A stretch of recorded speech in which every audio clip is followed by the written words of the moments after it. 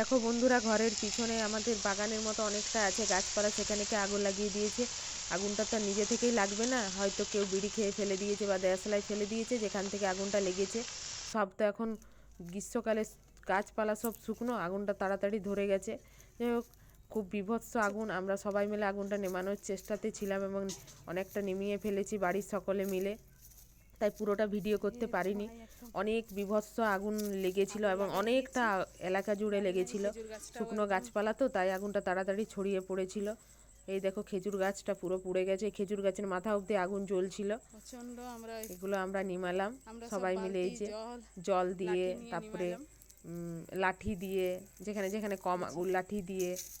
অনেকটা খেজুর গাছটা পুরো পুড়ে গেল, অনেকটা পুড়ে গেছে, অনেক গাছপালা নষ্ট হয়ে গেছে। কী বীভৎস আগুন, দেখেই ভয় লাগছিল, তাও সবাই মিলে আমরা নিমানোর চেষ্টা করাতে যাই হোক নিমেছে।